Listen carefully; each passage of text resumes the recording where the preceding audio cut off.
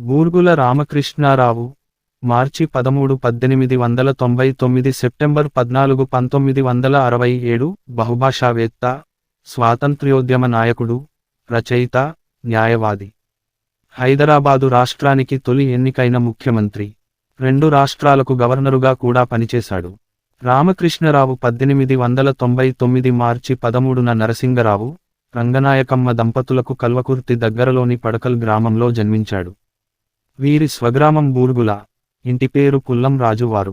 అయితే స్వగ్రామమైన బూర్గుల నామమే వీరి ప్రఖ్యాత గృహనామమైనది.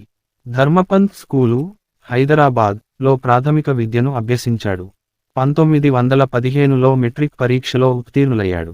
పూణెలోని ఫెర్గూసన్ కళాశాలలో BA హానర్స్ డిగ్రీ చదివాడు. బొంబాయి విశ్వవిద్యాలయం నుంచి LLB లా డిగ్రీ పూర్తి చేసి హైదరాబాద్లో న్యాయవాద వృత్తిని ప్రారంభించారు. బూర్గుల దగ్గర పివినరసింహారావు జూనియర్ లాయర్గా పనిచేశాడు. రాజకీయ జీవితం 1924లో పెళ్లి చేసుకున్నాడు. 1923లో హైదరాబాదులో న్యాయవాద వృత్తి ప్రారంభించి అగ్రస్థాయికి చేరాడు. న్యాయవాదిగా ఉంటూనే రాజకీయాల్లో పాల్గొనడం జరిగింది. ఆంధ్రోద్యమం, గ్రంథాలయోద్యమం, భూదానోద్యమం మొదలైన వాటిలో పాల్గొన్నాడు. మాడపాటి హనుమంతరావు, సురవరం ప్రతాపరెడ్డి మొదలైన వారితో కలిసి పనిచేశాడు. శ్రీకృష్ణదేవరాయాంధ్ర భాషానిలయంకు అధ్యక్షుడిగా, కార్యదర్శిగా పనిచేశాడు. హైదరాబాదు రాష్ట్ర కాంగ్రెసు వ్యవస్థాపకుల్లో బూర్గుల ప్రముఖుడు. పార్టీ తరపున ఆయన అనేక కార్యక్రమాలకు నేతృత్వం వహించాడు. 1931లో నల్గొండ జిల్లా దేవరకొండలో జరిగిన 2వ ఆంధ్రమహాసభకు బూర్గుల అధ్యక్షత వహించాడు. శాసనోల్లంఘన ఉద్యమంలోనూ, క్విట్ ఇండియా ఉద్యమంలోనూ పాల్గొని కారాగారవాసం అనుభవించాడు.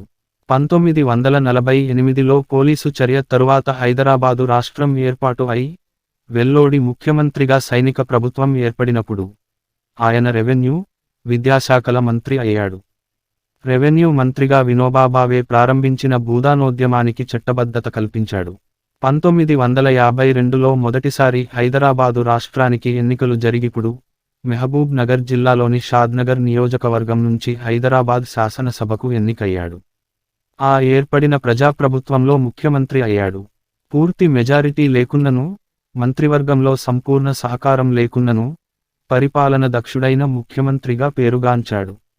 1956లో హైదరాబాదు రాష్ట్రంలోని తెలుగు మాట్లాడే ప్రాంతాలను విడదీసి కోస్తా, రాయలసీమలతో కలిపి ఆంధ్రప్రదేశ్ ఏర్పాటు అయినప్పుడు కొత్త రాష్ట్రానికి నీలం సంజీవరెడ్డి ముఖ్యమంత్రి అయ్యాడు.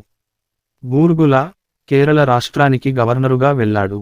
1960 వరకు కేరళ గవర్నరుగా పనిచేసి తరువాత 1962 వరకు ఉత్తరప్రదేశ్ గవర్నరుగా పనిచేశాడు. 1948 జనవరిలో ప్రభుత్వ ఏజెంట్ జనరల్గా హైదరాబాద్ వచ్చిన కె.ఎం. మున్షీని నిజాం ఆజ్ఞలకు విరుద్ధంగా అందరికన్నా ముందే సందర్శించి పాలకుల ఆగ్రహానికి గురయ్యారు. ఆ సంవత్సరంలోనే హైదరాబాద్ స్టేట్ కాంగ్రెస్ నాయకుడై ప్రజా ఉద్యమానికి సారథ్యం వహించాడు. హైదరాబాద్ సంస్థానం భారతదేశంలో విలీనం కావడానికి కృషి సల్పిన తీరు విశేషమైనది. రాజకీయ రంగంలోనే కాకుండా సాంఘిక సాంస్కృతిక రంగాల్లో వీరు చేపట్టిన సేవ ప్రత్యేకమైనది. ఖాదీ బోర్డు విచారణ సంఘం, మధ్యప్రదేశ్ విషయ పరిశీలన సంఘం, ఆంధ్రప్రదేశ్ భారత్ సేవక సమాజం అధ్యక్షులుగా ఉన్నాడు. చరిత్ర, శాస్త్ర విజ్ఞానాల తెలుగు ఉర్దూ అకాడమీ, భారతీయ విద్యాభవన్, ప్రశాంతి విద్వత్ పరిషత్ అధ్యక్షులుగా గొప్ప సాంస్కృతిక సేవలందించాడు. క్లాసికల్ లాంగ్వేజీ కమిషన్ సభ్యులుగా, దక్షిణ భారత హిందీ ప్రచార సభ, సంస్కృత పరిషత్ల ఉపాధ్యక్షులుగా భాషా సేవలు అందించాడు. బూర్గుల బహుభాషావేత్త, సాహితీవేత్త. తెలుగు, హిందీ, ఇంగ్లీష్, కన్నడ, మరాఠీ, ఉర్దూ, పారసీక, సంస్కృత భాషల్లో బూర్గులకు ప్రావీణ్యం ఉంది.